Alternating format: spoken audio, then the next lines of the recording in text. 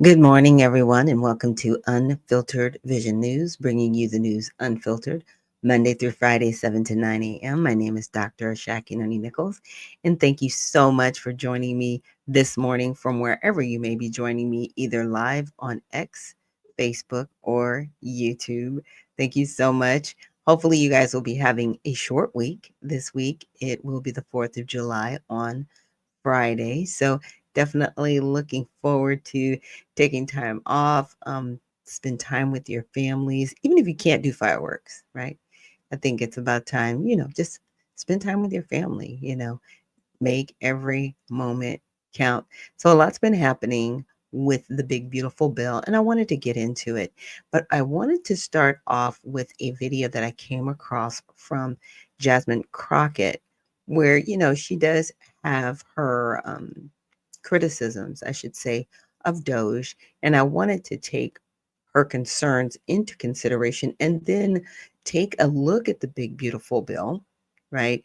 The provisions that are actually in it and how they will either help or harm citizens, and also some revisions made by the Senate. So again, good morning. Hope all is well with everyone. And let's get into it.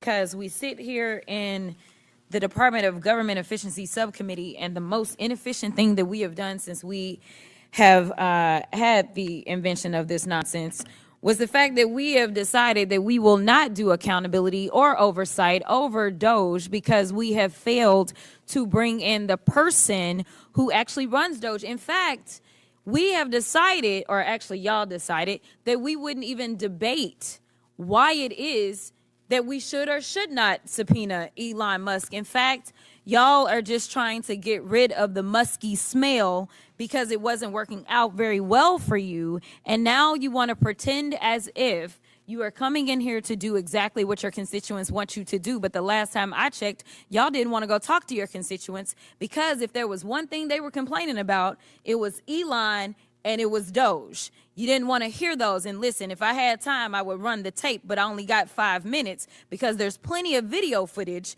of all of y'all getting your butts handed to you when you went home and people told you how they felt about Doge. So let's talk about it for a quick second. Americans are looking for help. But instead of offering it to them, the Republicans have unleashed the most aggressive attack on the working class families in American history. And they have been excited to do so. In fact, they are here today arguing to make all the chaos, confusion, and destruction caused by Doge permanent. They want hungry kids to be permanent. They want sicker Americans to be permanent. They want homeless veterans to be permanent, shuttered hospitals to be permanent, disrupted Social Security benefits to be permanent. They sold out their constituents to give permanent tax breaks to billionaires, and they're doing it. And now they want to have a victory lap, celebrating the pain of their constituents. So, Ms. DeVito, let's go through some of the things that the Republicans have done to see if they're helpful or harmful to Americans. Helpful or harmful? Stripping healthcare away from 16 million people. I would say harmful. Laying off hundreds of thousands of federal workers. Harmful. Disrupting or delaying federal services such as Social Security. Harmful. Medicaid. Harmful. SNAP benefits. Harmful. Cutting billions from agencies like NIH. Now, before we continue, she didn't say American citizens. She didn't. She said removing people. She did not refer to people as United States citizens. So who's she talking about? That's the question. Harmful. EPA. Harmful. HUD. Harmful. FDA. Harmful. All right, seems like you understand the assignment. There's an entire agenda that is attacking the working class Americans from start to finish. And then the thing is, they told us that they were going to do this, but, they pretended as if they knew nothing about the playbook that was laid out by good old Heritage Foundation. All of this talk about lowering costs and reducing waste is absolute BS. Their agenda is about one thing: making the federal government so weak that they can exploit it for their personal gain. They're stealing your data to help their companies. They're taking away your health care and food assistance to fund tax cuts for billionaires. Their agenda is pro disinformation, pro obstruction, pro greed, and pro exploitation. If you didn't know, that's what Doge actually spells out: D, disinformation; O, obstruction; G, greed; and E, exploitation.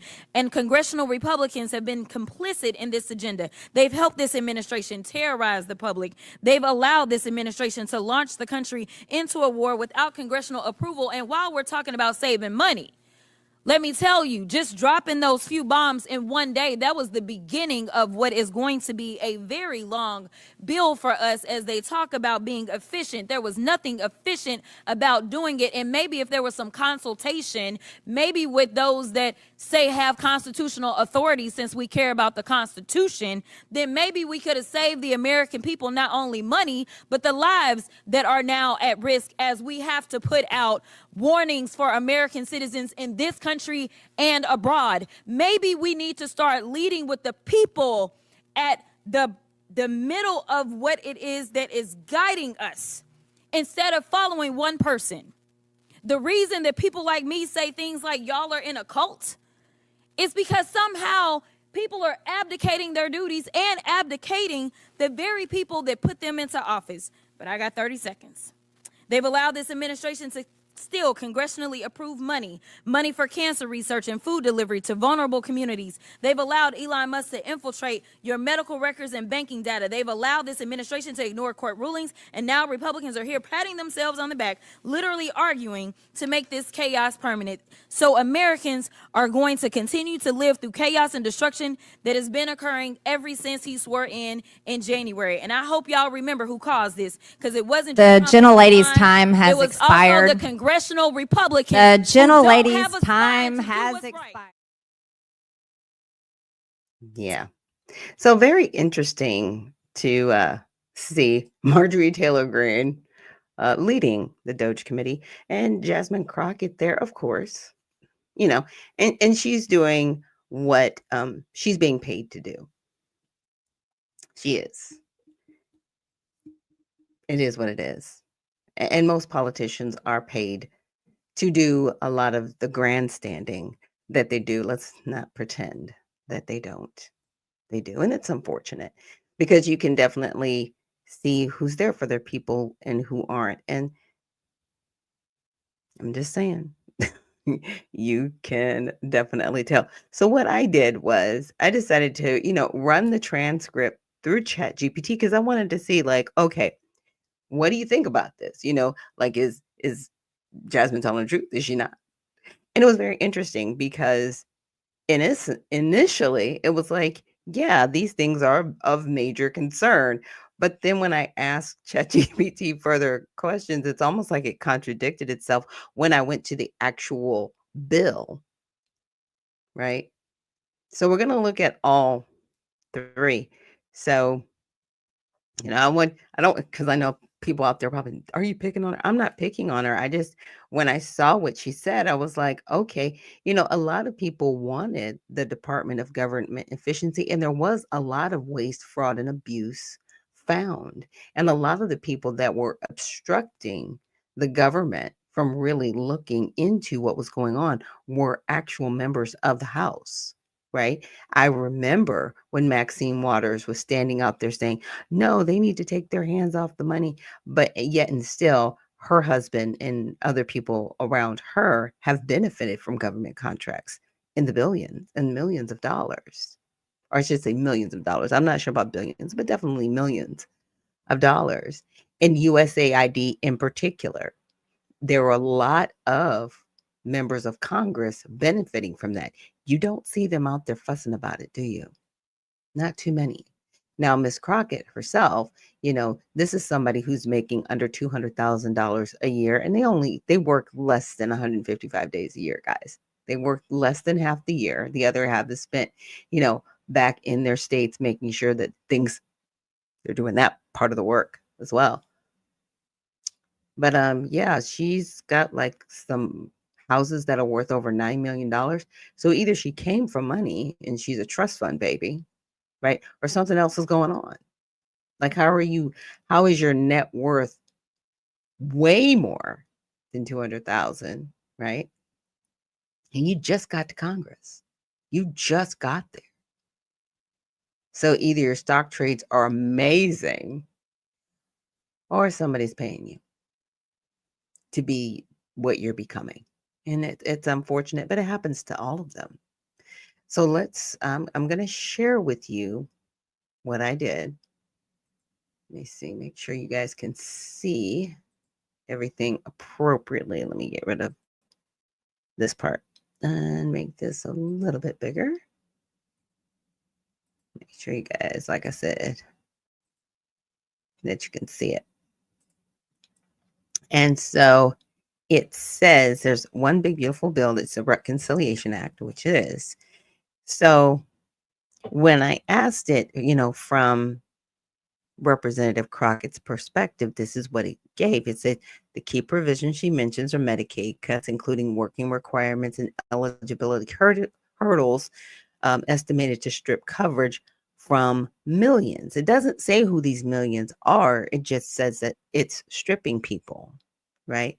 The SNAP food benefits, reductions, tighter work conditions, cut to agencies like the NIH, which is the National Institution of Health, EPA, Environmental Protection Agency, HUD, Housing and Urban Development, and the FDA, part of a broader defunding agenda. Now, some of these projects are being defunded because there has been a lot of waste that was actually found in these agencies in particular, and a lot of fraud, right? Because some of these, even with the NIH, I know, right? The National Institute of Health, how could they have irregularities, right? When they're over health, but it can happen. And I definitely can see how it could happen with HUD, giving housing to people that shouldn't get it, right? Or spending money that shouldn't be spent in certain places, but in other places it should be. So when people talk a lot about cuts, yeah, it might be cut from one agency to another. It might be moved from different places, unless we see a dollar figure. Tax breaks for billionaires funded by these cuts. And a lot of people are always talking about, oh, these tax breaks, these tax breaks. We're going to look at the big, beautiful bill as well. And other questions that I did ask ChatGPT through most of this.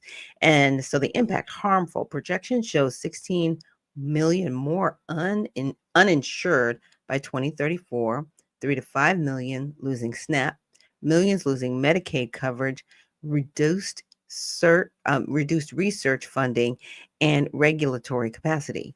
So, yeah, some of the research being done was very wasteful.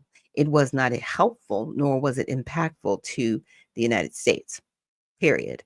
Some of these people that will be uninsured and losing their SNAP benefits are here illegally. So, yeah, they're going to lose their benefits because they shouldn't even have them in the first place.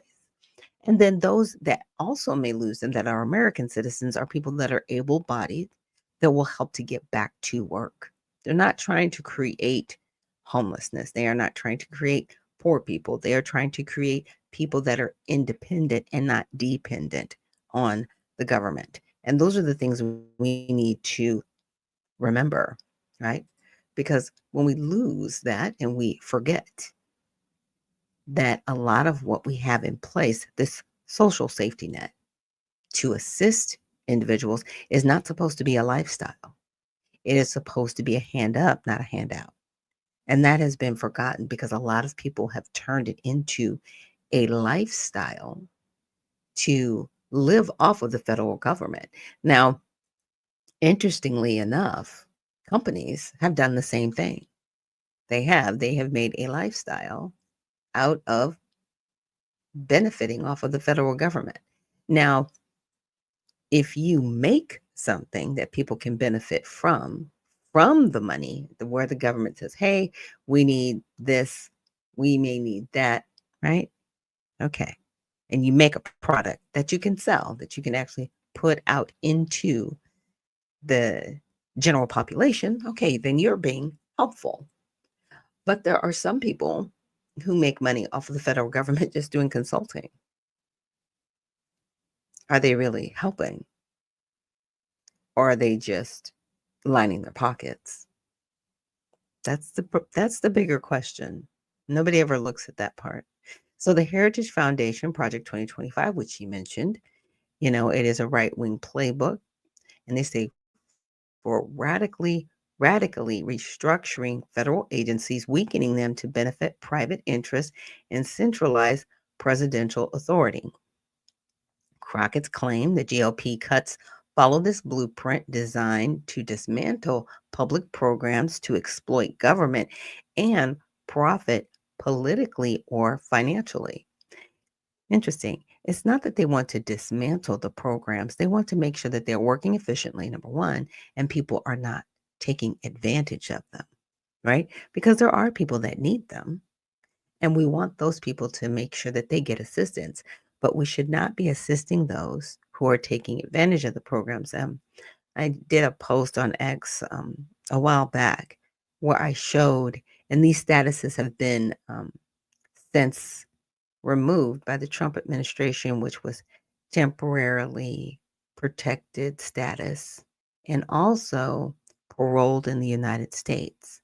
Both of these statuses were actually receiving Social Security funds without putting anything into Social Security, along with, I want to say, maybe 6 or 7 other statuses from other countries that are receiving Social Security from us. How do you come to our country and receive Social Security and you've not worked a day here, nor put a dime into Social Security, yet you're benefiting from it? And that did happen under the Biden administration, by the way. Under your nose, Representative Crockett, because those were things you voted for within the Inflation Reduction Act, within the CARES Act. So we are paying attention to what's going on. It's not falling on deaf ears, as they say. So ChatGPT said the impact would be harmful and would reduce health, environmental, scientific infrastructure, weaken civil rights enforcement, increase executive power, widely criticized for undermining democracy and public welfare. Now, it's interesting because when I read that from ChatGPT, now ChatGPT is taking in what she said. So there are times when you put things in ChatGPT, it's going to pull a certain narrative depending on how you ask the question and who's involved in the question to get the response and the answer. And I'll show you as we continue to roll along in this. So, war authorization, executive military action. What she says, Congress allowed bombings initiated without formal approval, with no oversight, outsourcing war decisions at and cost to taxpayers. The legislation likely refers to recent airstrikes in the Middle East conducted under executive authority without new war powers authorization. So harmful, irresponsible, risky, expensive actions lacking legislative oversight and accountability. Here's the deal. All presidents do it. Obama did it. Biden did it. They all have the authority to do these airstrikes. What they don't have the authority to do is actually engage us into a war like World War I or World War II or Vietnam, right? Those were actual war military um, deployments. We're not at war. So he was within his rights. HHS cuts and reorganization. What she mentions is cutting thousands of federal jobs, slashing medical and FDA capacity, and enabling data sharing with corporations, which they already do.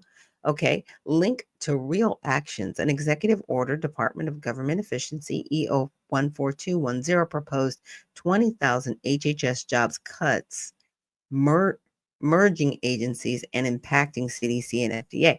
Now, they proposed 20,000 jobs to be cut. I don't think all 20,000 were cut, and they were actually reorganized to make HHS more efficient because there were places in HHS that were not.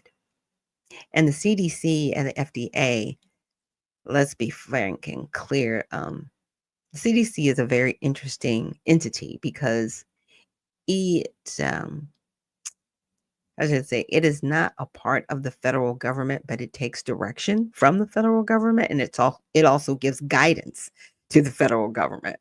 So it's a very interesting entity because it's not private, but it's not government at the same time. It to me it is almost like the Federal Reserve, but on a medical level. But they can still get in and talk to people and get certain things out, not everything, right? But yeah, the CDC and the CDC should be impacted. The CDC should be thoroughly investigated for things that it's done along with the FDA. It says what's harmful is it undermines pandemic preparedness, slows FDA processes, diminishes public health capacities, which it's not. Actually, it's going to create more oversight, which is something people don't want, which is very interesting. Yeah, the reason why they proposed those job cuts is because they discovered that there were people there that weren't really doing much more than just holding the line of bureaucracy. So things couldn't get done.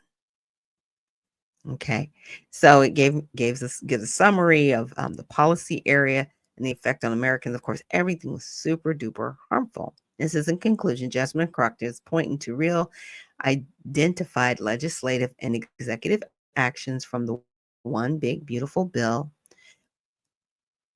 to emergency executive orders that significantly hurt working class families, vulnerable populations, and the integrity of U.S. governance. All evidence indicates these measures are largely harmful to American people. But are they? That's the question. So, I asked, I said, are the cuts harmful to Americans or illegal immigrants?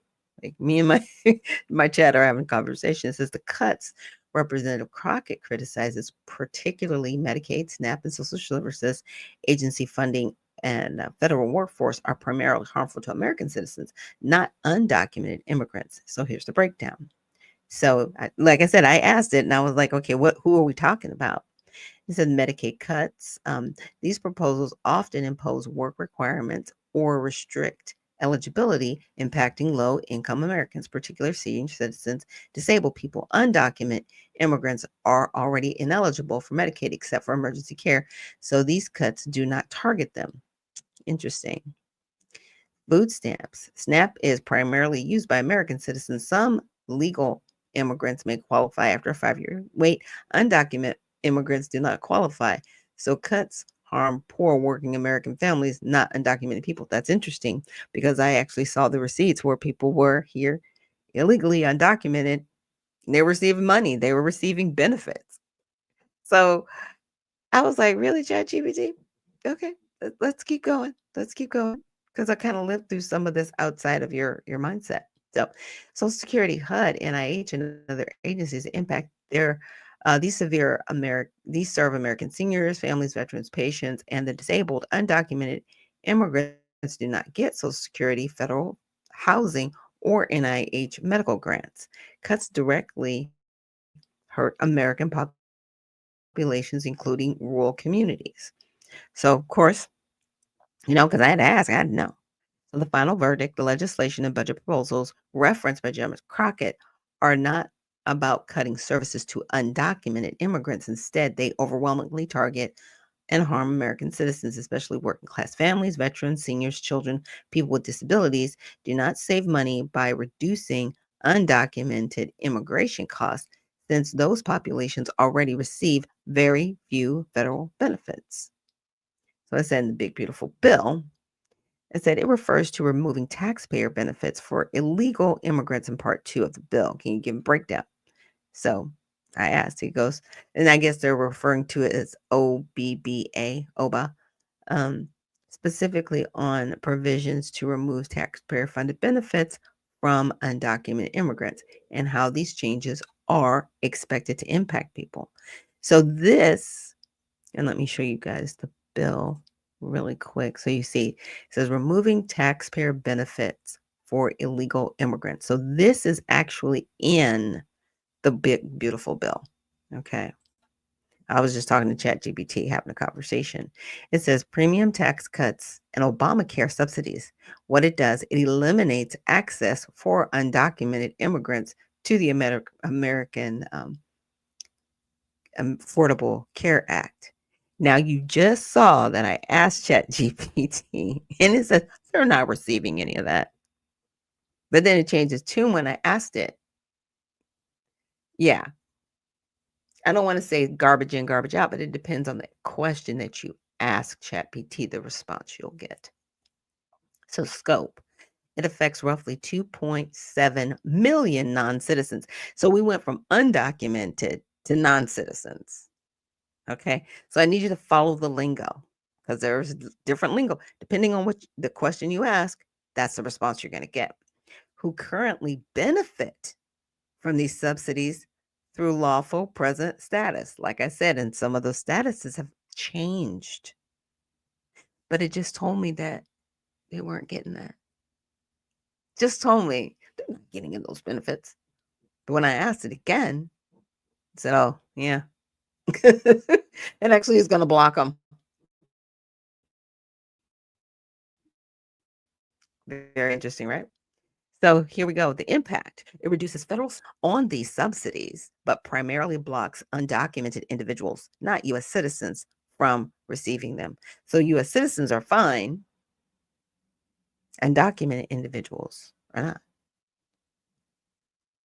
Yeah. Yeah. Again, depending on how you ask the question, you will get an interesting answer. Now, Medicare benefit ban. What it does, it blocks undocumented immigrants from accessing Medicare benefits, including certain healthcare services. And the purpose claimed to prevent use of taxpayer dollars by people lacking legal status. Okay. Medicaid rollbacks. What it does, ends federal funding that supports states offering Medicaid coverage to undocumented immigrants, notably pregnancy, emergency care, reducing reimbursements by 10% from 90 to 80% to states unless they cease these programs. So now, let's say someone who is undocumented has a child in any state, the reimbursement to that hospital is going to be 10%. It's not going to be 80 to 90% anymore if the person is not a citizen. Interesting. So what are these hospitals going to do? Are they going to, pass on the cost to people that are insured to make up this shortfall? Because they are going to end up in some kind of debt, right? Because between California, Illinois, and New York, they have the higher demographics, I should say, of people that are undocumented or are non-citizens. So if they're only going to get 10% back on emergency care and pregnancy, which are really two high areas that most hospitals I would say urgent care, but hospitals, right, endure people coming into the emergency room, and they're only going to get 10%. Are they going to start turning people away? What's going to happen?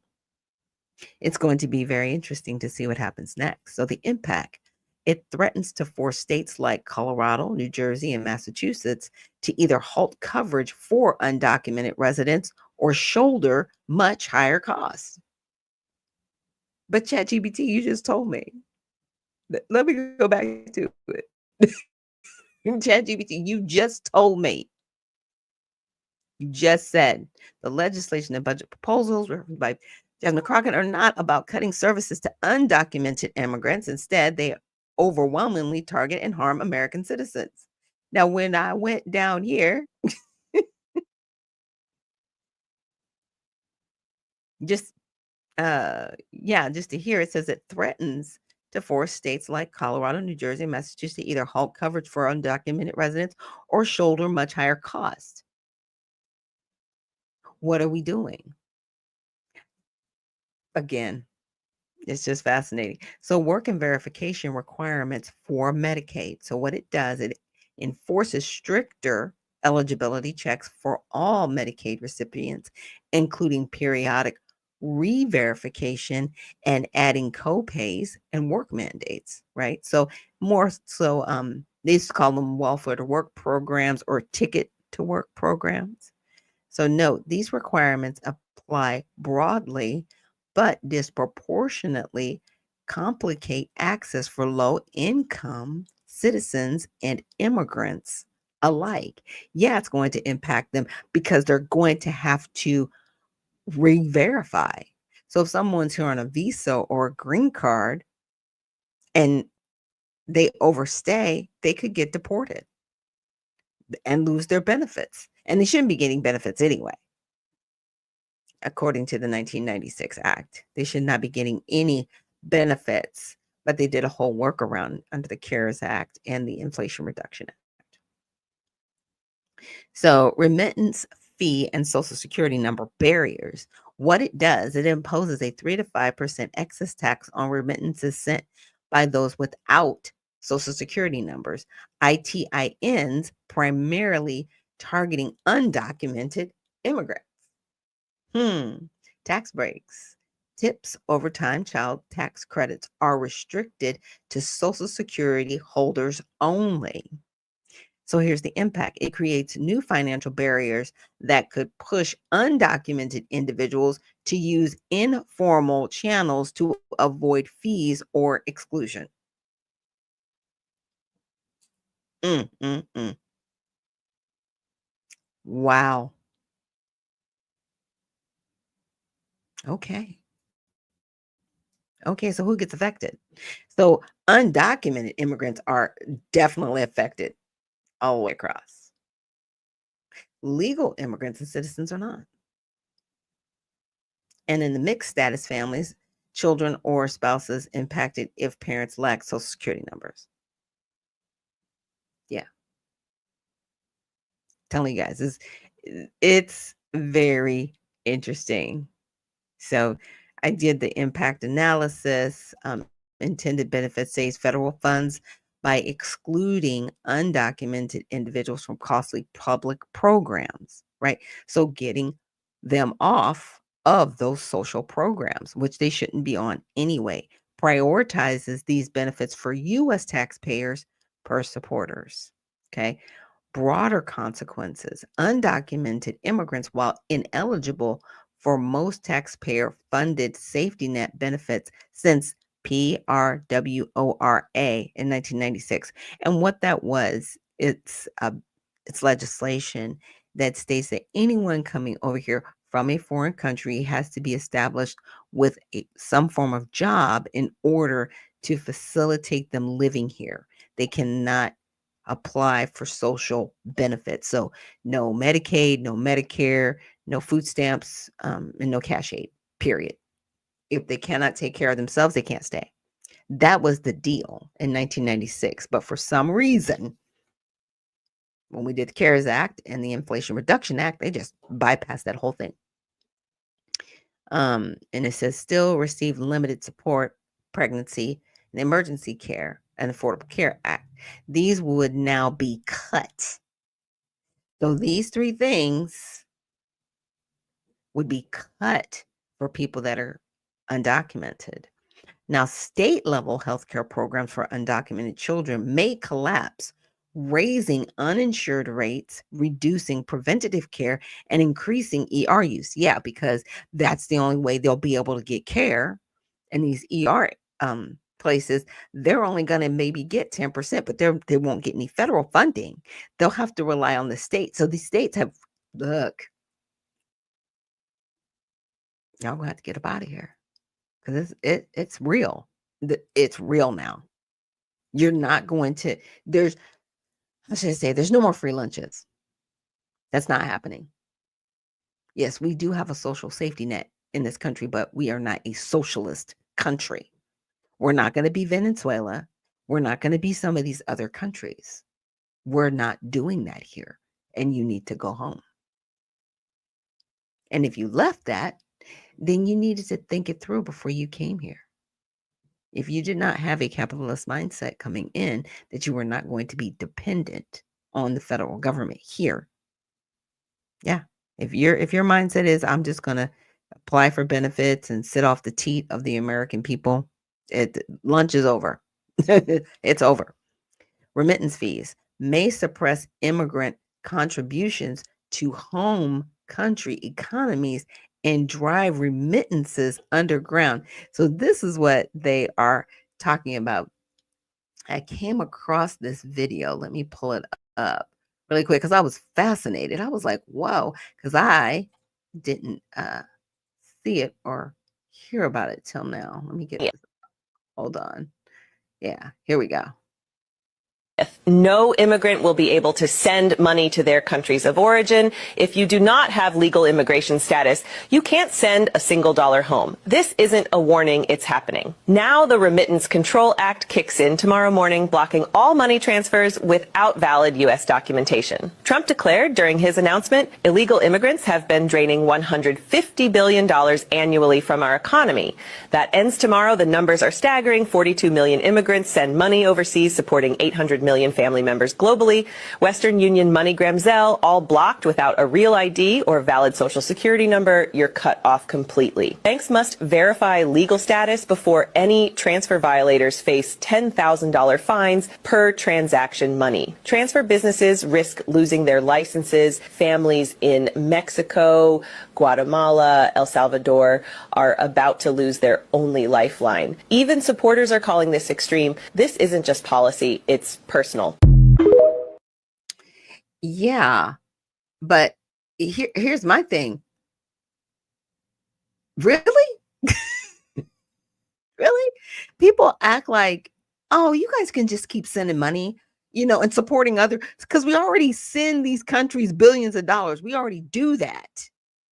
And then we have other humans sending money still to their families into the billions of dollars we're sending over money from our economy.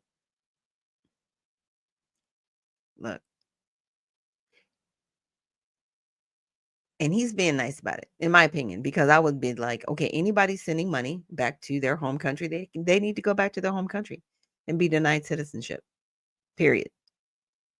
Period. It's theft. Now, a lot of people say, well, no, that's not fair. Everybody sends money home. No, this is first of all, you're not even a citizen of this country. And even if you are, you should not be sending money like that. Now, I can understand if you're, aging parents. Why can't your aging parents, be naturalized and be here with you? Or you go back to your home country and work from there. But don't steal money from the American people and put it over there. Now, like I said, a lot of people may not see that as theft. It is theft. It is theft. You are stealing our money because the money should stay here and circulate here. Period. Now, you're not going to find a bleeding heart over here. Sorry. So the final takeaway is the primary target of Part 2 is undocumented immigrants, affecting their access to ACA, which is the Affordable Care Act subsidies, Medicaid, Medicare, and remittances. However, the ripple effect effects extend to state healthcare system, mixed status families, and public health infrastructure. While not illegal, these changes are deliberate and aligned with GOP goals to remove specific benefits from undocumented populations, though the broader impacts may affect more than the intended group. And what I think they're saying, that the broader impacts is going to affect children. It's going to affect even the states, like I said, that may not get federal funding. They're going to put that on their constituents in their states, and they're going to have to raise taxes to afford some of this stuff. Should it be on the shoulders of the constituents in that state to take care of people that are undocumented? I mean, that's a fair question. Fair question. So major tax breaks for the wealthy. This is another part that was discussed. Carried interest loophole maintained. It allows private equity and hedge fund managers to treat performance fees as capital gains, taxed at a lower rate of under 20% instead of ordinary 37%. Generates massive savings for the top 1%. Closing it could raise up to 180 billion over a decade. I think they'll figure this one out. Yeah, people that make money are always going to continue to make money. I mean, I work for a real estate investment trust, and the way they make money is they pay out over 90% of their dividends, right? Which means they're not making money, they're investing money and then reinvesting that money. So any dividends that are paid through their interest is really taxed at a lower rate. This is why people say invest and live off the interest. So definitely check out a real estate investment trust when you have time. It's another form of investment. Not giving any investment advice, just saying you should take a look. It might be worth your time. In 2017, those are the Trump tax cuts were made permanent. This keeps lower tax brackets intact and extends corporate rate cuts, includes research and development deductions, full interest deductions, and 100% bonus depreciation for new equipment, significantly favors high income individuals and corporations, estimated $114 billion net benefit to the top 1%. Again, the 1% are always going to benefit because they can write off a lot of this stuff. But the thing I do like that they have is at the 100% bonus depreciation for new equipment. So even smaller companies can benefit from this as well. So just because it says it's for the big guys, you should check to see what you can still get if you are a business owner. So state and local tax, which is SALT cap raised, raises the SALT deduction from 10,000 to 30 to 40,000 for a temporary period, primarily benefits high earners in high tax states. So their deduction was 10,000, now it's been raised to 30 to 40,000, which actually lowers their taxable income. Okay. Do it in ChatGPT later. You'll be like, "What?" Yeah. Those deductions actually help. New Trump accounts. Now, I don't know if you guys have heard about this, but this is the savings accounts.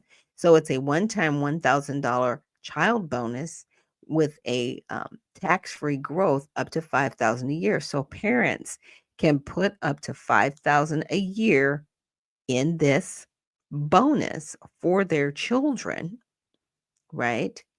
And without it being taxed. Now, if they put 10,000 in there, I'm sure there might be something to it if they put more than 5,000, but they can grow at 5,000 a year. And it's designed to shift wealth towards affluent families by enabling tax deferred savings. Well, you know what? It's actually designed for lower income families as well, because it says up to $5,000. So even if you only put $25 to $50 in your child's account, let's say when they were 1, and you did that over a period of time till they were 18, 20 years old, that would be a significant amount of money saved. So what's cool is this is being set up to start saving, because sometimes people don't know where to start, and they just don't know what to do. Okay? But over time, that $1,000, it grows. So at least you're getting the hand up to get started. That's all I'm saying.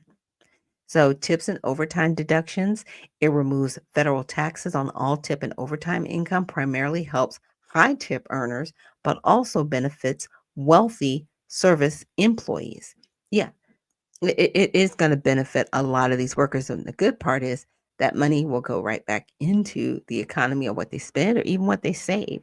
So now those that are, doing the gig of being a waitress or a bartender, or, just whatever service they're in where they collect tips, those tips are now going to be more of a benefit than a burden. So corporate breaks extended. It said it permanently restores business tax perks to write off full research and development, 100% bonus depreciation, eased interest deduction limits, and a cost an additional $33 billion over 10 years. Opportunity zones made permanent keeps tax incentives for investors in designated opportunity zones popular among high net worth individuals. Yeah. Now, if anybody ever heard about opportunity zones, this was something I want to say Tim Scott worked on President Trump within his first term. And these opportunity zones actually will help benefit Black Americans primarily. So we need to make sure that we take advantage of this in those areas where we see the opportunity. Because what I want to see in some of these opportunity zones are Black Americans owning gas stations. Yeah. And owning laundromats and owning, I don't want to, we need to get rid of the liquor stores. And we need to put in, I want to say, almost like a small Aldi type store, like a small Trader Joe's. If anybody has any type of chain like that they know of, that could be like a micro store, right? In neighborhoods that are food deserts where people can get fresh produce, they can get better quality foods. Yeah. Or even, let's just say, even community gardening and networking that way, right? And being able to have the farmers markets that are there with the fresh vegetables actually harvested from the community garden. Like thinking about things like that with these opportunity zones. Let's, put more thought into it. And it says who benefits the most. So the top 1%, 65 about 65,000 average tax cut in 2026 received nearly 44% of all net tax benefits. 5%, about 69% of total tax cuts. Middle income, only 10%. Lowest income, less than 1%. Corporate and pass-through income enjoys largest net fiscal gains. Now here, with the middle income and lowest income, you got to remember, depending on the type of standard deductions that are done and child tax credits and all of those items, people actually end up getting a lot of money back. I know they always say, well, the top 1%, they get money back too. It's a very small amount, but they do get some back through their write-offs. That's why they do itemized write-offs. This is why people don't have vehicles or houses in their name. They have them in the name of a company, again, so they can write things off. It isn't illegal. It isn't a crime to do it. It's just a matter of doing it. So I suggest you, as they say, do some studying, get it done. So the final assessment, these provisions are overwhelmingly tilted towards billionaires, corporations, and high earners, while the official line claims to help workers and families. Independent analysis shows the richest receive the lion's share of benefits. The carried interest and business deductions save the ultra wealthy significant money. Enhanced SALT and tax exempt Trump accounts amplify the advantage for high net worth families.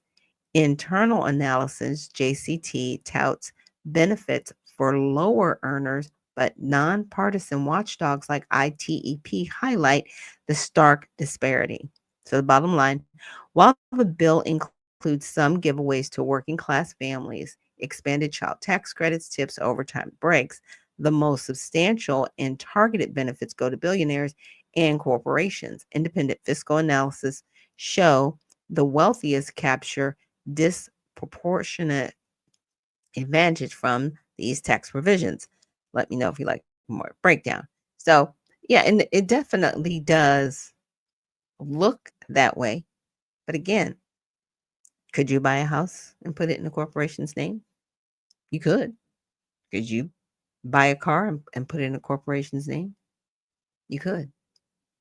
So what I'm saying is take a clue from the rich. Don't be a hater. Look at what they're doing, how they're doing, and don't be a hater. Well, how are they benefiting? How can I benefit as well? It's getting more into that mindset as opposed to the woe is me mindset. Let's remember that.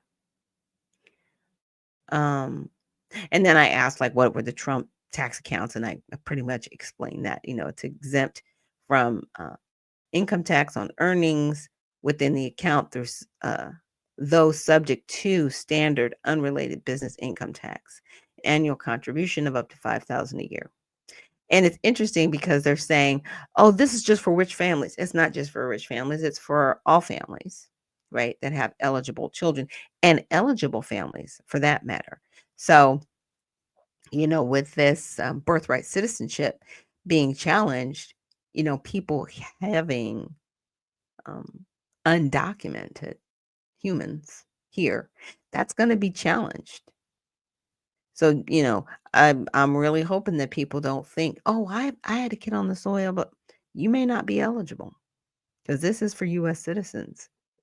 And just because you had a child here does not make your child a citizen if you are not a naturalized citizen. Yeah. This whole birthright citizenship thing is a can of worms that I don't think y'all ever wanted to deal with, but this is what we're doing. Let's see. Effective. Yeah. Went over it. They say, so here's some of the criticisms. It said limited benefit for lower income families who may lack capacity to contribute, reducing reach to truly vulnerable families. If you can put $10 a month aside, and I know any family can do that, they can put $10 a month aside. It will help. All little bits help, right? And most lower income families end up with larger deductions anyway. They don't really pay taxes. They actually get money back at the end of the year. They get a refund check. So, at the end of the year, take $1,000 a year and put it in your kid's account. Use the money that you get back and put it in their account. There's a way to get this done. Again, we need to stop feeling sorry for ourselves, right?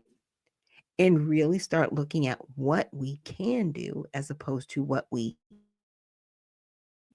can't do. And with that, let's take a quick break. When we come back, definitely want to check out the Federal Reserve.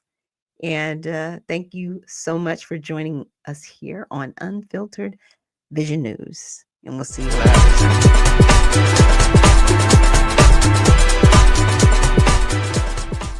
All Sides has created a patented, fair, transparent process to rate the media bias of hundreds of news outlets and writers.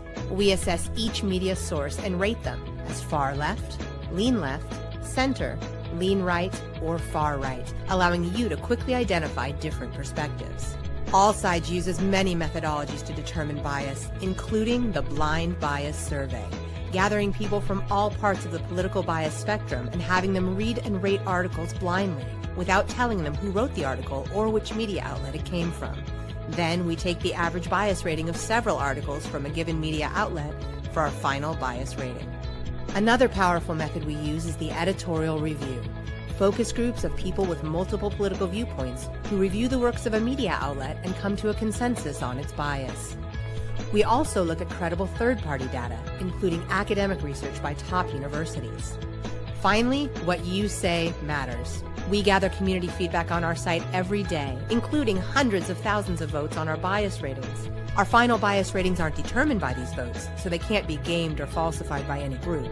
But we do analyze those votes for input and look for warning signs that our current bias ratings might be off. All Sides is constantly evolving our media bias engine. The more you participate, the better our ratings will be, and the better our news coverage will be. Go to allsides.com to get involved.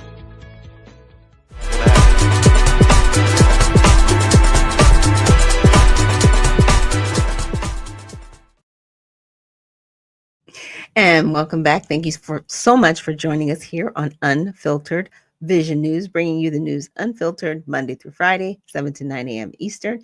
My name is Dr. Ashaki Noni Nichols, and I will be your host. And so we were going in, we did a video with Jasmine Crockett, and I really just, worked with ChatGPT to get some responses and to get some feedback on this big, beautiful bill that's it's going back and forth through Congress, but I wanted to tap into something really quick, and it's that in this wonderful bill, the Senate has decided to strike the um, was it the AI resolution in the bill? Let me read this. Yeah. So I know there was some controversy because Marjorie Taylor Greene, she was like, yeah, I missed that provision in the bill. And let me bring it up real quick. Let me tee it up, I should say. And it wasn't just her. There were a few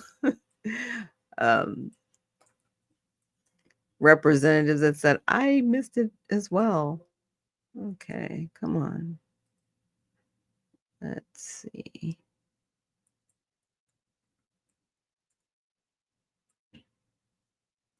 Intelligence. Okay. So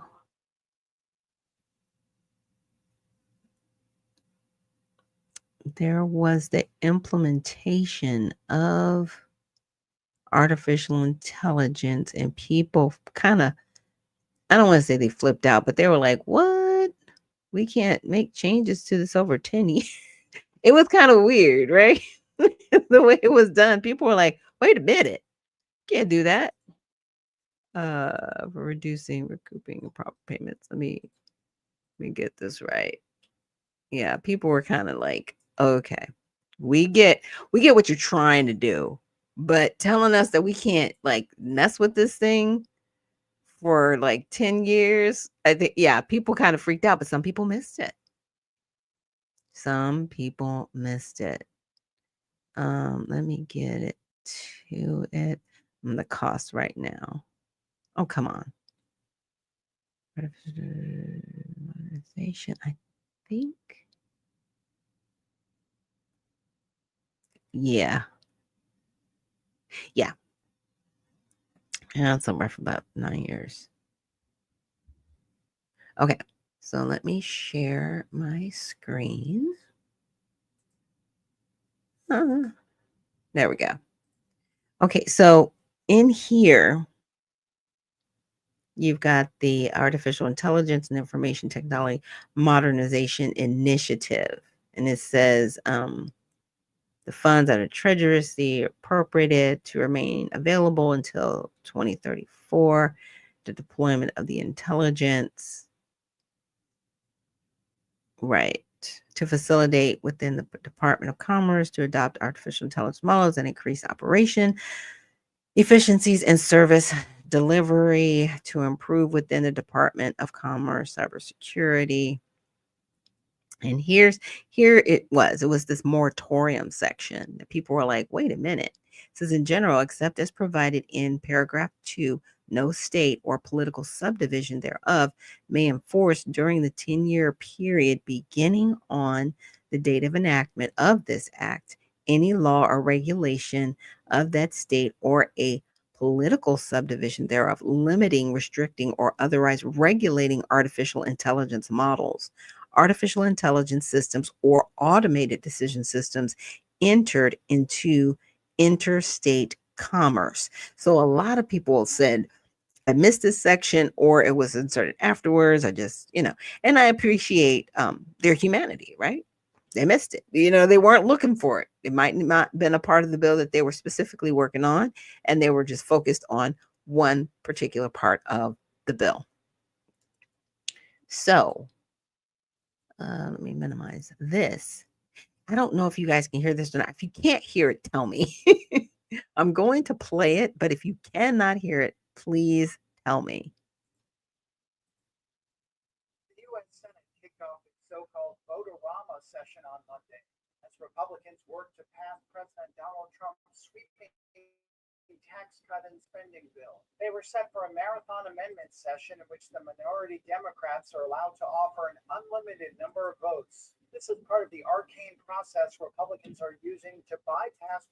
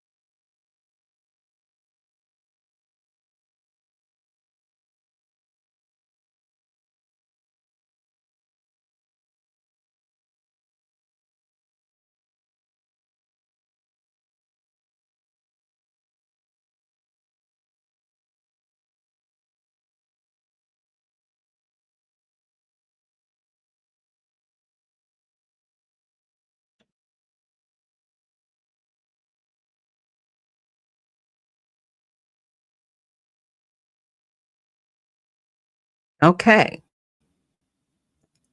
All right. So hopefully you guys heard that. Oh, you couldn't hear anything. Okay, well at least it did have you could read it. I'm sorry you couldn't hear anything. I don't know, it's the weirdest thing. I have to like download the videos in order for you guys to hear them. But in essence, they were going over different parts of the bill, right? But this particular article is talking about the 10-year moratorium. So it says the Republican led US Senate House voted overwhelmingly on Tuesday, right? Let me make sure I got this big enough, on Tuesday to remove a 10-year federal moratorium on state regulation of artificial intelligence from President Trump's sweeping tax cut spending bill. Lawmakers voted 99-1 to strike the ban from the bill by adopting an amendment offered by Republican Senator Marsha Blackburn. The action came during a marathon session known as a vote-a-rama, in which lawmakers offered numerous amendments to the legislation that Republicans eventually hoped to pass. Republican Senator Tom Tillis was the lone lawmaker who voted to retain the ban.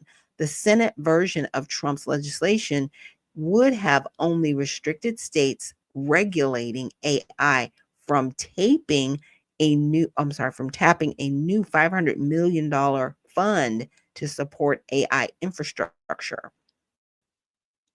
So major AI companies, including Alphabet's Google, OpenAI, have expressed support for Congress taking AI regulation out of the hands of states to free innovation from a panoply of different requirements. Oh, good morning. Good morning, Jay Smooth. Thanks for joining us. And Dr. Z, I'm so sorry you weren't able to hear anything, but I do hope you were able to read the closed captions. So Blackburn presented her amendment to strike the provision a day after agreeing to compromise language with Senate Commerce Committee Chair Ted Cruz that would have cut the ban to 5 years and allowed states to regulate issues such as protecting artists' voices or child online safety if they did not impose an undue or disproportionate burden on AI. But Blackburn withdrew her support for the compromise before the amendment vote. The current language is not acceptable to those who need these protections the most, the Tennessee Republican said in a statement. Until Congress passes federally preemptive legislation like the Kids Only Safety Act and an online privacy framework, we can't block states from making laws that protect their citizens. And that's the main concern about this moratorium that they have within the big beautiful bill, which I had up here.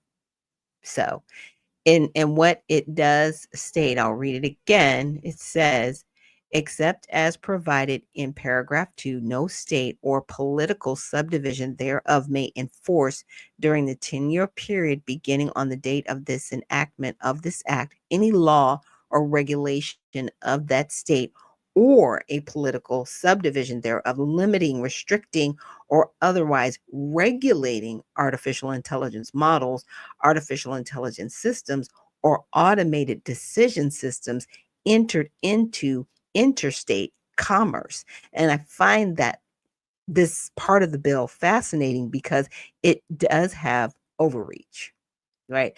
I know most states, they will use states' rights when it's convenient, but this does come back to a states' rights issue and the government saying, okay, we're going to allow something to be in your state that you cannot have any control of for a decade.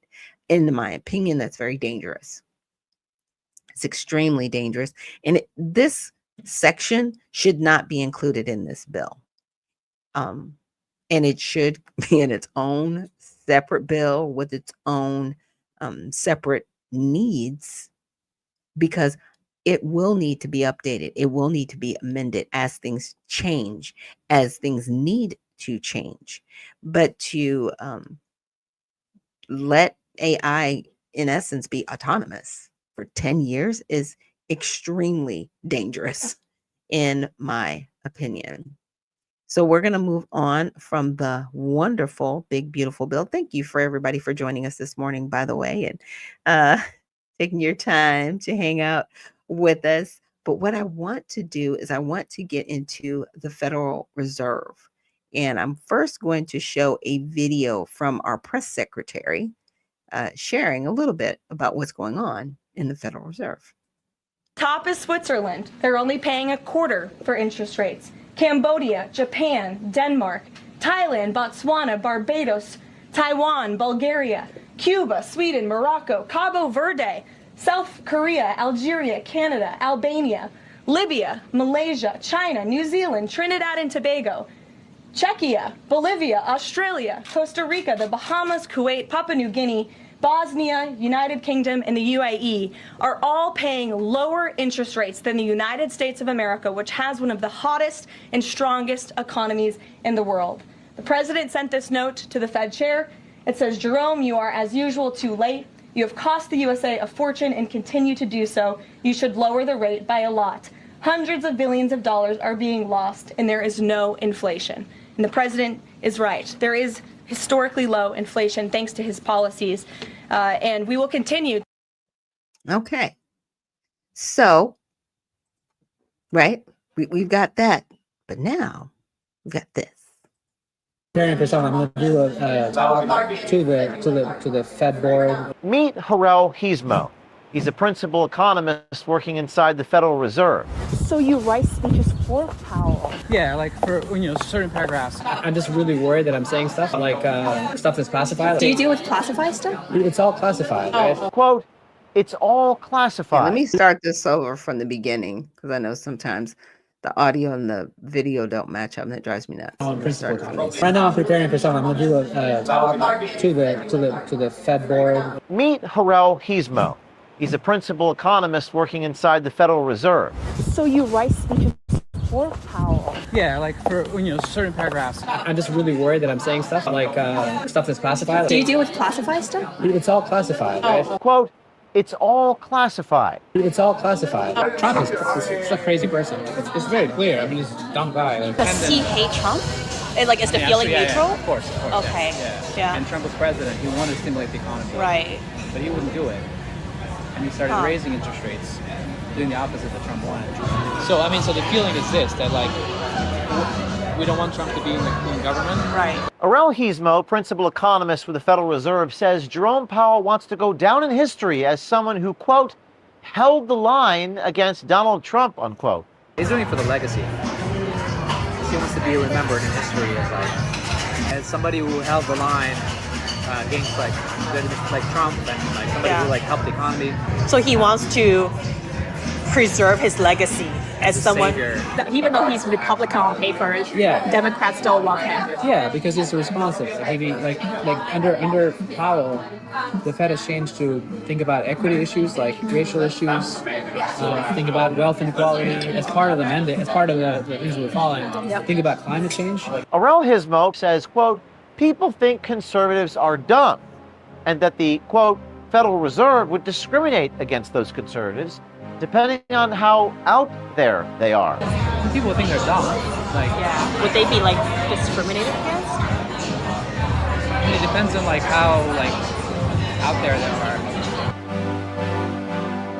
Now I'm going to pause it right there, and I'll definitely link this video for the repost of the show. But see how the press secretary showed, she was like, Jerome, you need to lower these interest rates. We're doing better, but you are just holding the line. And then to find out the reason why he is this is more of a personal issue he has with the president of the United States as opposed to serving the people. This is the problem that I have with the Federal Reserve. They hamstring people when they want to, and they play with our lives in the interim. Now, first of all, the Federal Reserve is not a federal agency. It has no roots within the Constitution. It's unconstitutional, but it was written in as a Federal Reserve Act. Now, it can be reversed, and there have been people in the past who've called for the Federal Reserve's reversal because, again, they fight and rail against the American public and can destroy our economy if they wanted to. It's like, how are you more powerful than the government? You're not the president. You're not Congress. You're not anything but an agency that was created, and you have nothing to really do with the federal government. You can regulate, though, the interest rates, which determine our lives. So if interest rates were to be lowered, we would actually be able to breathe a little bit more. But that's not what Jerome Powell wants. He does not want Trump to have a win. So it's so personal for him with Trump that he'll let all of us die. I'm just saying. Now, with that, if we could call for his firing, let's call for the firing. Fire him. Because if he can be fired, if he can be removed, remove him. And if he can't, bring him under investigation for this. On tape and on camera. DOJ, do your job. Investigate him. Because he's not above investigation. He is not above any of that. The Federal Reserve is not above it. I'm okay with it being abolished, personally. They were put in place to hamstring the United States of America. And when they serve their purpose to destroy the American community, I mean, it's crazy. It says, she said, truly, Trump will kill everyone. I don't know about that. But yeah, The Federal Reserve is something that I personally would like to see abolished because it is not a federal agency. It has nothing to do with the federal government except for what's in its name. But it has such a stronghold in determining our economy that the American people actually suffer behind it when those that are within the Federal Reserve have a personal issue with who's ever in charge. And that's a problem because, as much as that whole no kings protest we had, these people act like emperors. They do. They do it with impunity. So we're going to take a break. I went over the Federal Reserve. I'm keeping notes, you guys. Keep your show notes. We are going to just look at a few videos from this the New York mayoral candidate that I found, and I definitely want to get your feedback on it. So we will see you guys on the other side.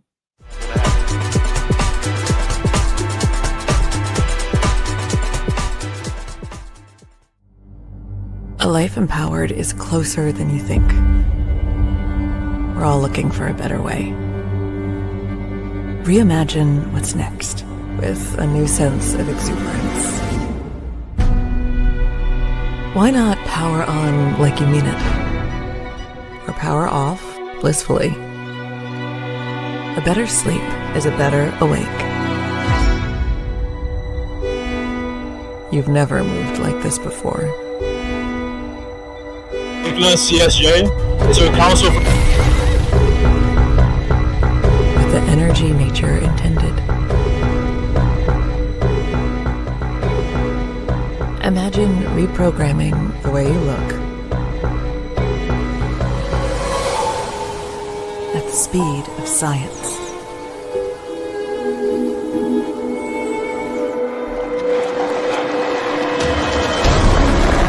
At longevity. At exhilaration.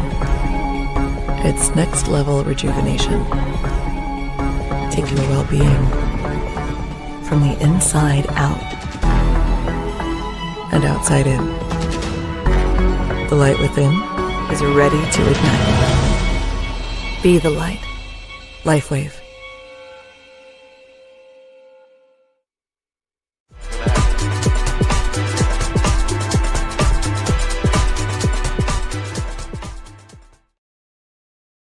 And we are back. Thank you so much for joining us here on Unfiltered Vision News, bringing you the news unfiltered, 7 to 9 a.m., Monday through Friday Eastern.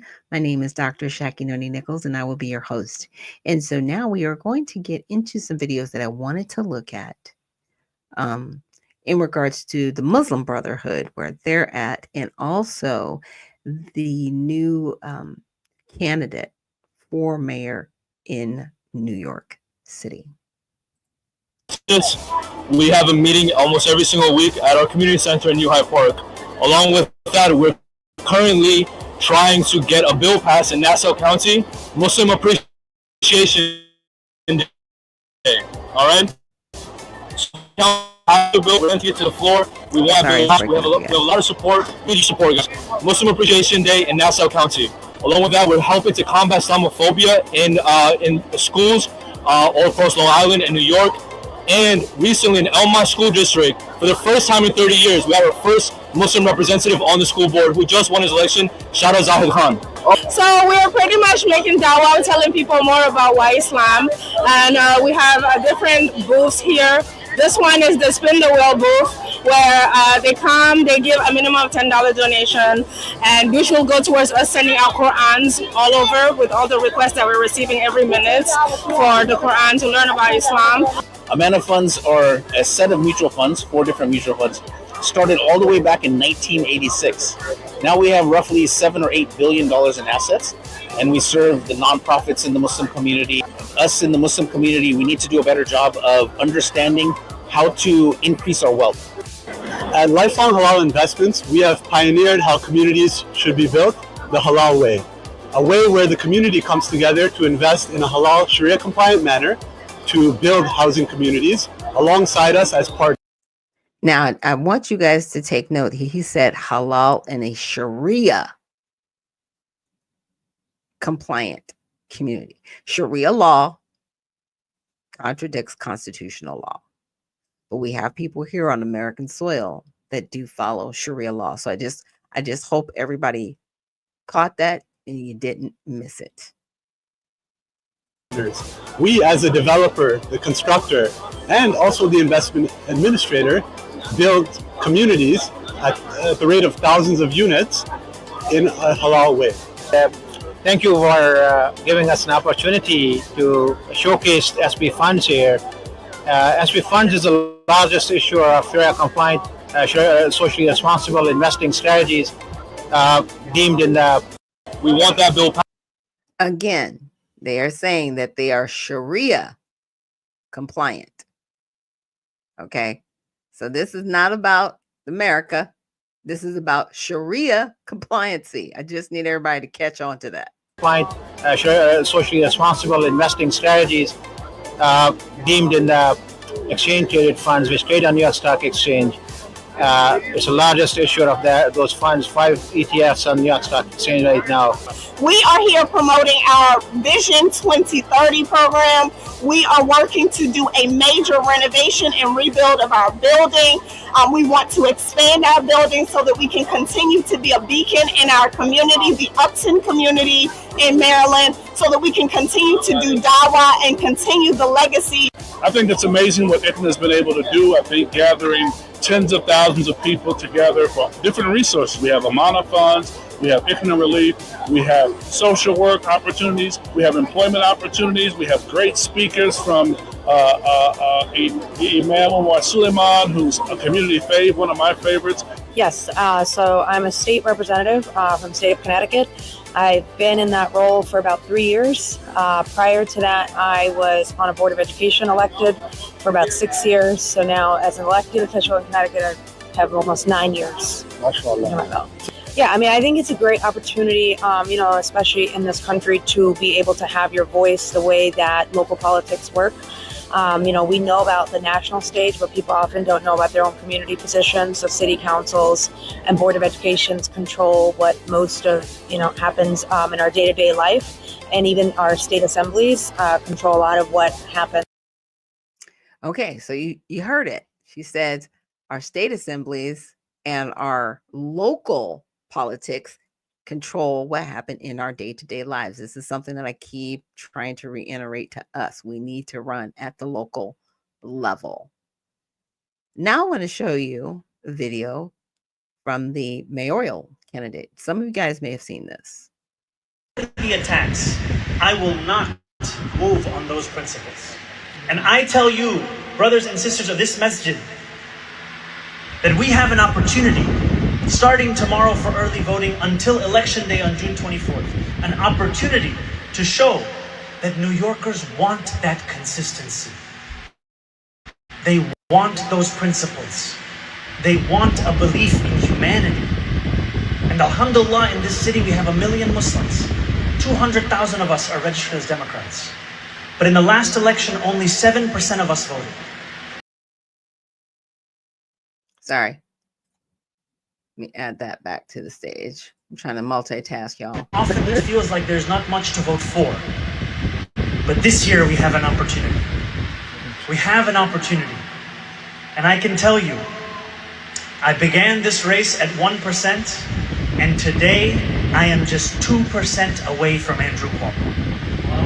2% away from City Hall. Now, this was prior to him actually winning that slot to be the Democratic candidate for mayor. Okay. 2% away from making history. And that is why every day a new Republican billionaire puts $1 million into this race to attack me. But I know that I have something they do not have, which is the support of people across this city. So I ask you to tell everyone in your life that this election is here, to tell them what's on the ballot, and to tell them that we as Muslims deserve what every other community deserves: equality and respect. But we know that in this city and in this country, we are not going to be given those things. We have to win those things. And one way we win them is at the ballot box. So I ask you, when you go and vote, remember, it is our opportunity to show that Muslims don't just belong in New York City. We belong in City Hall too. Thank you so much. Assalamu alaikum. Okay. So you heard him. We belong in City Hall too. Now, and thank you so much for joining us this morning, April. Thank you for reposting the space. And Dr. C says Sharia law. Yeah, you heard them say it. I mean, I didn't make them say it. They said it on their own. So let's check out this other video. You may or may not be surprised about the people that are supporting him in the background. Words that Reverend Sharpton shared when he was running for president. He shared, there are those in the Democratic Party who have driven the party further and further to the right in the name of a winning strategy. Now, the people that are sitting behind him, this is Spike Lee, and this is Al Sharpton. And it seems that it is their presumption that the only way to be electable is that progressive forces and people of color must voluntarily turn into invisible people. And I have spent this campaign speaking to those so-called invisible people. I have spoken to the New Yorkers who do not see themselves in their politics, do not see themselves in their politicians, and do not see themselves in the policies that are being proposed. And what I have found is that it is time to bring those from the margins to the mainstream. It is time for us to make every New Yorker visible across this city. But when we stand up and do so, we will face the wrath of all the money in the world. And so right now, you will see more than $20 million being spent against me, $20 million being trying to redefine me. But let me tell you who I am. I am a man who believes in the possibility of this city. I am one who believes that we must win a new city, a city for each and every New Yorker, one they can afford, one they can do more than just struggle. And to do that, we have to leave behind the old city and the old politicians and the old ways that gave us the struggle that we're living in today. So it is my hope to not only earn your consideration, to not only earn your vote, but to earn your partnership. Because what I want to do is lead this city alongside each and every one of you. And it would be a dream if you gave me that opportunity on Tuesday, June 24th. Thank you so much. Okay. So you heard it from him, right? Right? Okay. No, there's more.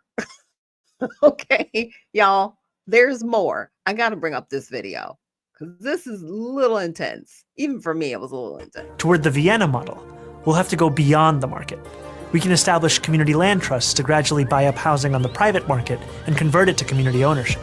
We can give tenants a right of first refusal to buy out their landlords when buildings go up for sale. And we can fully commit to a new era of social housing, ending subsidies for luxury housing development and using our wealth to build beautiful, high-quality social housing projects that offer good homes and strong communities to everyone. We won't decommodify housing overnight, but we know what we have to do, and we have history to guide us. Okay, so decommodify. Okay. And Dr. C says, thankfully, Al Shiesty lost. Yes, very grateful that he did. But I also wanted to share something with you. So I went to ChatGPT and I was like, well, how successful have Muslim mayors been? Because there are some that are overseas, right? It says cities with Muslim mayors have shown varied performance across economic and social indicators, with some studies highlighting the role of social capital and governance in influencing outcomes. In the UK, for example, the presence of Muslim mayors in cities like London, Blackburn, and Oxford has been associated with efforts to promote inclusive development and civic engagement, although these cities also face challenges related to economic inequality and social cohesion. Research on the broader Muslim world suggests that social capital, defined as networks of trust, reciprocity, and civic engagement, plays a significant role in economic performance. A study analyzing Muslim majority countries found that higher levels of social capital, particularly interpersonal safety and trust, were positively correlated with economic growth and development. This implies that cities with strong communities and effective governance, such as those led by mayors who emphasize inclusivity and transparency, may perform better economically. I mean, it all sounds good. However, socialism doesn't work. It just doesn't work. We've seen it. And I don't know if anybody's seen the UK lately, but it looks like a dumpster fire. It's bad. So in context of the UK, the political influence of Muslim communities has been noted as a growing factor in local governance. The Muslim Council of Britain and other civic organizations have encouraged political participation, which has led to increased representation, including mayors who advocate for policies addressing housing, transport, and social inclusion. However, these leaders often face heightened scrutiny and security concerns, which affect their ability to implement long-term strategies. So I just wanted to skip down here. It says, overall, the performance of cities with Muslim mayors in terms of economic and social indicators is influenced by a combination of local leadership, community engagement, and national policy frameworks. While some cities have made progress in fostering inclusive growth, others continue to grapple with structural challenges that require sustained attention and resources. Well, these individuals are under Sharia law. They are not even under the laws that govern them within these other countries. So they're in conflict. That's my opinion. But that's a conflict. Truly, truly a conflict. Now, let's see, walk with me, as they say. I've got this video. Let me see. Yep, I showed that one. Just going. I had a lot of videos today, you guys. But I definitely wanted to share this video with you. All right, New York, I want y'all to pay attention to this, okay? We've seen certain Democrats get up and rally behind Zohan Mamdini, an Ishmaelite who is running to be mayor, a socialist Democratic Ishmaelite. Now, who is Ishmael? Ishmael is one of the sons of Abraham, and the Bible describes these people as a wild man. It says Ishmael is a wild man. His hand is against every man, and every man's hand is against him. And clearly this man's policies is going to lead New York to be in Venezuela and lead to people being in ration lines, okay? But what we can see is the Democratic playbook. You know, he wants to hand out free everything. And then he said government control. Let me tell y'all something about that government control. You give government the control, you on your way to the mark of the beast. If the government controls your grocery stores, that means they can control how much you buy. Okay, that's called rationing. And it's on its way. And so I see Greasy Al Sharpton standing behind him. I see other Democrats standing behind him. So I want y'all to pay attention to the Democrats that are standing behind this guy. All the sleazy ones that we've known for years, your Maxine Waters, your Al Sharptons, your Pritzkers, your Raskins, your Jamie, all of these guys, they all sleazy. One thing that I do know is if the Democrats like you, it's terrible. And if the Democrats hate you, you're probably good for America. I'm just saying. So anytime I see these radical, like AOC standing up for, you know, she ain't got much for brains up there. But anytime you see that, y'all run for the hills. Don't y'all put that up in there. Don't y'all put that just because he say free. Free mean control. Free means control. Free means I'm going to give you something, but you got to give me something. Because there ain't nothing in this life that's free. Nothing. So I want y'all to pay attention to that. Anytime you see Al Sharpton rallying behind somebody, run, baby, run. Go America. She's so cute. But yeah, she's not wrong. You know, and there is no such thing as a free lunch. There just isn't. And so Dr. C said projects. Yeah. Yeah, that's what that social housing means. There's going to be a whole bunch of high-rise projects, rationed food. I mean, it's going to be a nightmare, but they sell it as, oh, this is wonderful. Does anybody vacation in Afghanistan? Pakistan? Any other stands? Is anybody just going over there planning a vacation? I'll wait. No? No one in the comment section? Like, you're not taking a cruise over there? Well, why not? Because you would probably get murdered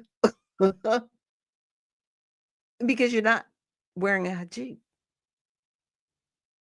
You're not in a burqa, like fully covered, cover suit, right? Nobody's vacationing there. No one's going there because it's nothing but oppression. And this is what you want for the American people. They kept saying Sharia law. Come on. April said any of the stands are hilarious, right? No one's going. But you want to bring it here. See, when I was reading about these other Muslim mayors, what ChatGPT didn't give me, because I didn't ask it, is how much Islamic influence has been spread in the UK. Are they, encouraging people to cover? Because once they encourage you, then they're going to demand that you do it. And we've seen this over time. I don't know what it is about the Muslim religion. And it's weird because they're different sects, just like Christianity, right? There's different parts of Christianity as well, where you will see people that are very extreme to the point where it's oppressive.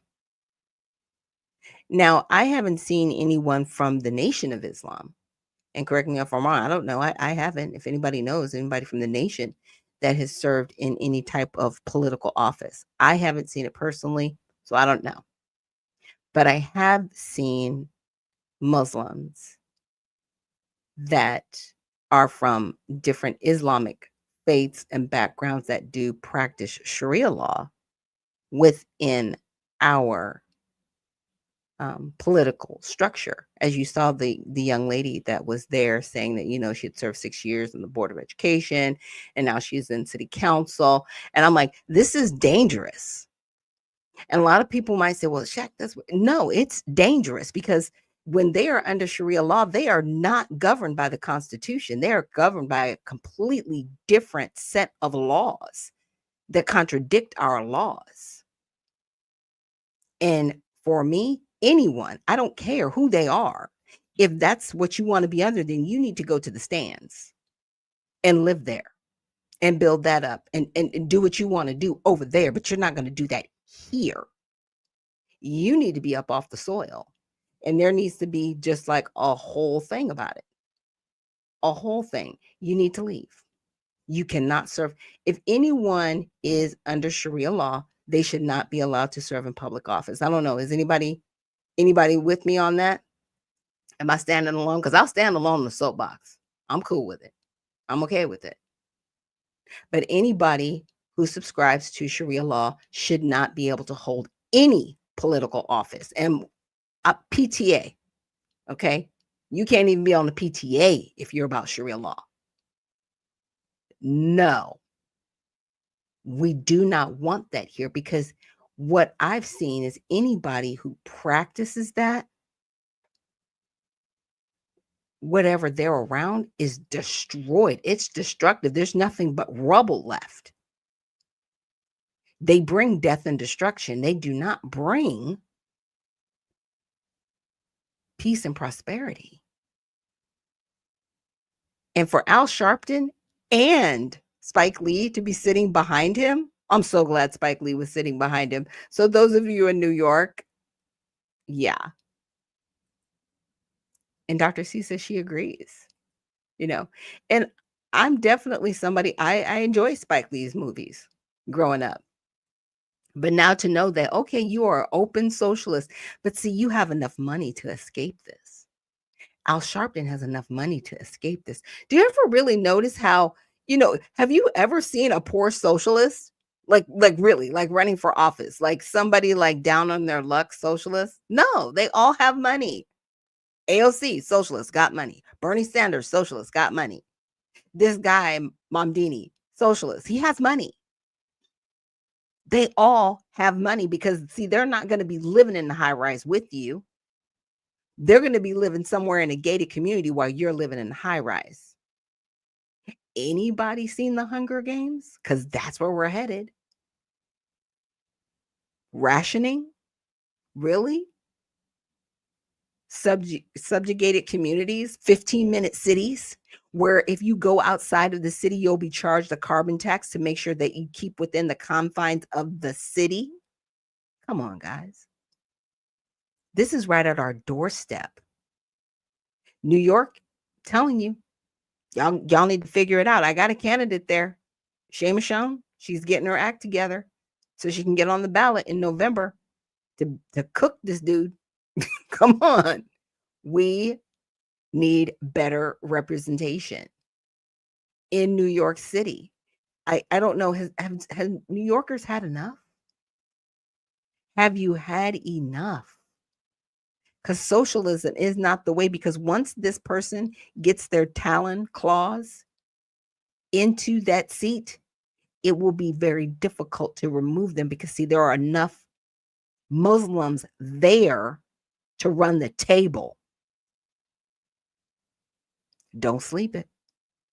Don't sleep it. I'm telling you now, because once they are in, they will not be out. And with that, we're going to take a quick break. And when we come back, we'll have, last words. And again, thank you guys so much for joining us here on Unfiltered Vision News. We'll see you on the other side.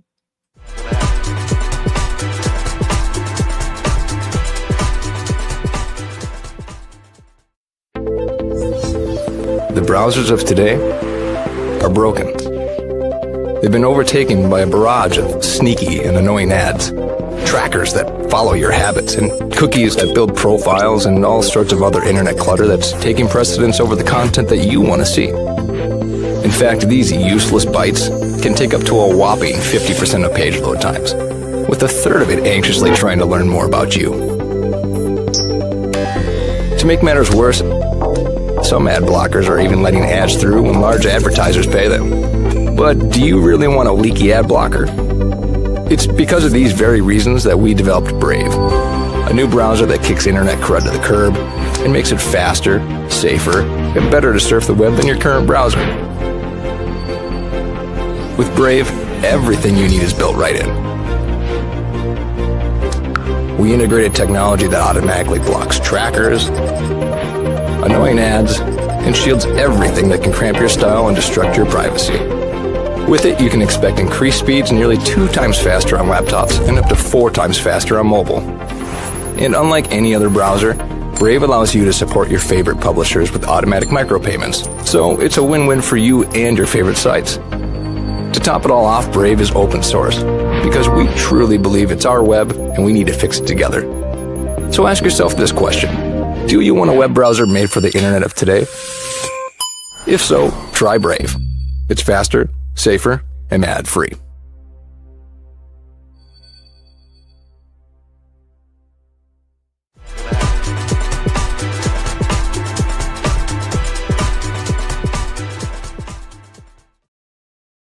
And thank you so much for joining us here on Unfiltered Vision News, bringing you the news unfiltered Monday through Friday, 7 to 9 a.m. Eastern. My name is Dr. Ashaki Noni Nichols. And so I also wanted to just share this picture of Al Sharpton, Spike Lee, and Mandami. Yeah. So I guess they're all going to be working in concert to promote this man. Now, what I find fascinating is this one right here, Mr. Al Sharpton, who is, Mr. DEI. I want to help the Black people. Where's the Black candidate, sir? That's all I'm saying. Where's the candidate for us that you're supposed to be backing up and supporting? No? Thank you for letting us know who you are. I mean, we always knew you were outright socialist, but now we know. So nobody gets to come back and say that you are for us, because you're not. You're not. Not ever. You're okay. You know what? I'm making it official, you guys. She's not invited to the barbecue. That's it. It's kicked out. It's leaving. He's been officially kicked out of the barbecue. Al Sharpton is no longer at the barbecue. He's going to be hanging out with him. Now, all socialists, so Spike's disallowed from the barbecue as well. We voted. Well, we didn't really vote. I just decided. So, if anybody's with me, cool. If not, I'll stand by myself on this one. But I'm just not buying it anymore. That you are here for Black people. I better not hear another word about Black people in DEI from this one. He's no longer invited to the barbecue. I don't care what he does. He gets none of our support. Do y'all hear me? And I mean it. It's a wrap. It's canceled. This one's canceled. And so is this one. No more support.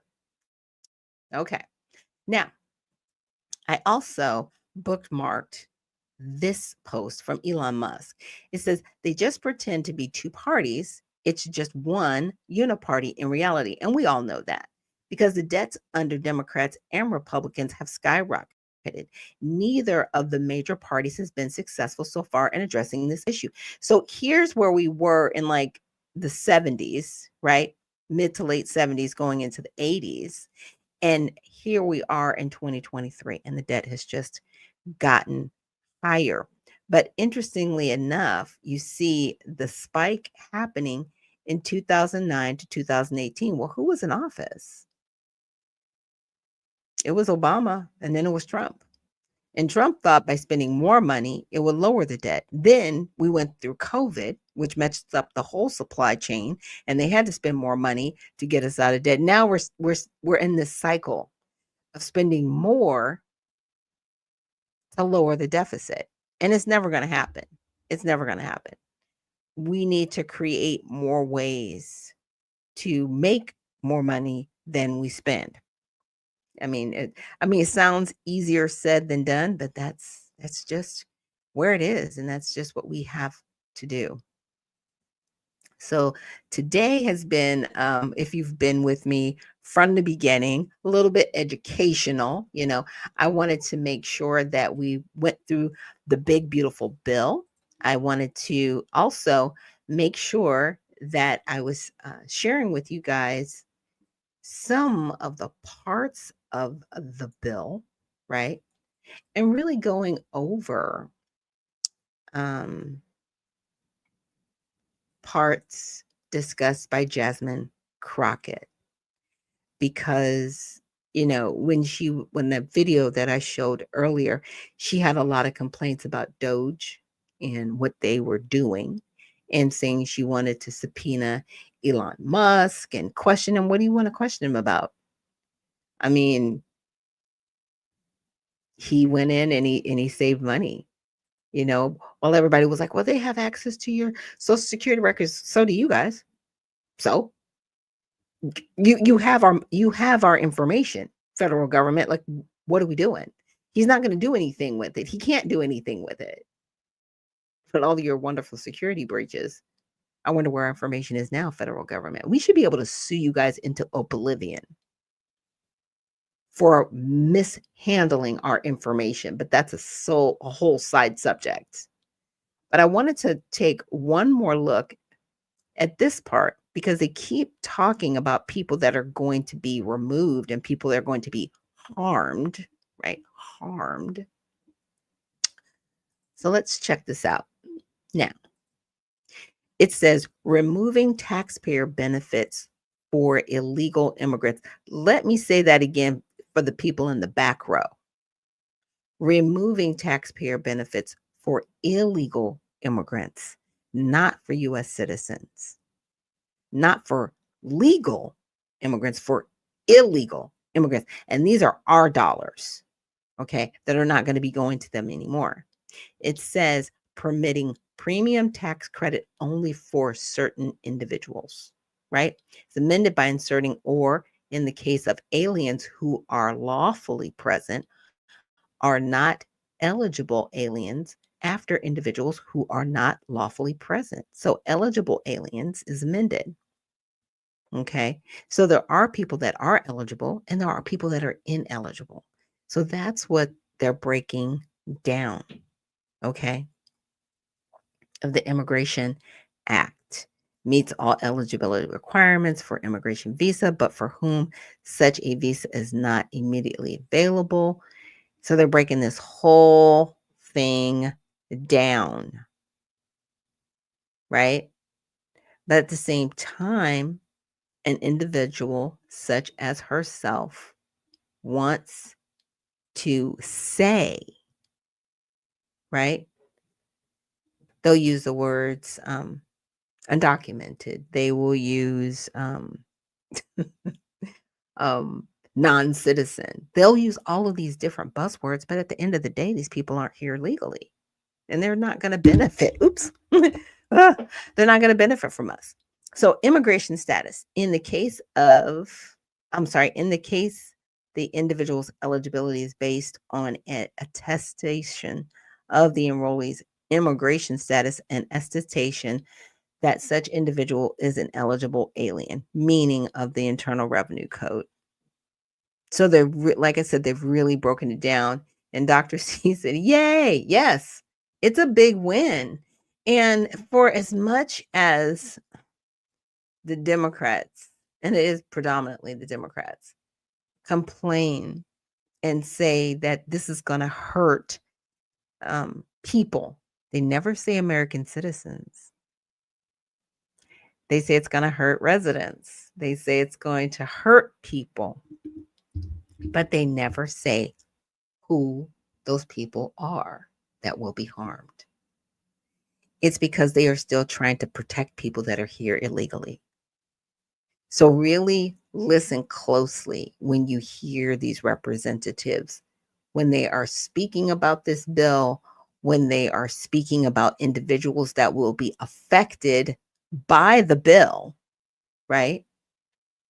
Just be mindful that they are still trying to protect illegal activity.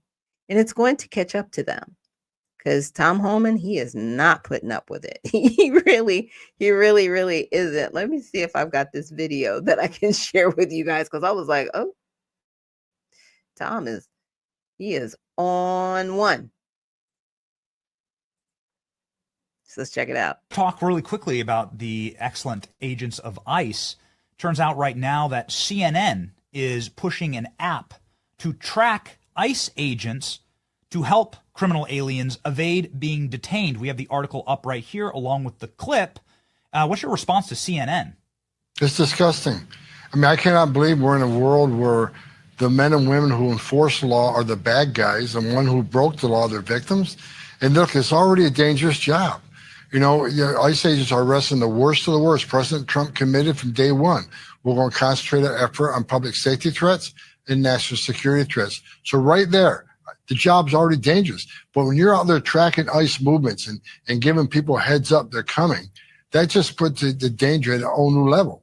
You know, it's only a matter of time for someone sits in hiding and waits for an ICE agent and tries to take them out. I mean, this is horrendous that a national media outlet will be out there trying to forecast law enforcement operations throughout the country. I mean, it's incredible where we're at as a nation. And I think DOJ needs to look at this and see if they're crossing that line. I think we need to send a strong message that we need to protect our law enforcement personnel. Yeah, we do. We definitely do. I actually, I want to say in my X feed the other day or yesterday, when I saw this, I responded. I was like, yeah, and you need to go after the ACLU as well. They have like several numbers where people can call and say, hey, if you know about an ICE raid going on, let us know so we can inform other people. I think each and every organization that participated with the No Kings protest that happened, what was that, on in June, earlier in June? It's been so long, you guys. It's like, it feels like forever. And I know it's only been 2 weeks, but I want to say it was like June 14th or something like that. Whoever participated in that, all of those companies, the DOJ needs to investigate each and every single company. Because like I said, the ACLU, I see them as a terrorist organization. They're aiding and abetting, and they are assisting people that are criminals here. ICE is going after the people who have overstayed a court order to leave our country. It's not an overstayed visa. It's not an overstayed green card. These people aren't just here illegally. They've already gotten their due process and they've been told to leave, and they are refusing to leave this country. Really? And you want us to fight for you to stay? See, that's the crazy part. That's the crazy part. These are the same people and these elected officials going, well, we need to fight for them. No, we don't. You are supposed to fight for citizens of this country, not for illegal aliens that are here taking our resources. And you've allowed this. You've allowed this, and you sit in our face and say, re-elect me back into office. We all need to remember what's happening right now. Come 2026, if any of these people get reelected, I don't feel sorry for us. I do not. I will say we deserve whatever we get, period. If you are not about getting these people out of office. Seriously. Very, very seriously. So with that, we're going to end the broadcast. Thank you guys so much for joining me. I know it was a long, long broadcast. It was a lot of information. So when you get the time, definitely go back and check it out. And hopefully this was some good, positive information for everyone today. And it's Tell It All Tuesday. So again, thank you for joining us here on Unfiltered Vision News. And remember, stay well, stay focused, and stay unfiltered. We'll see you soon.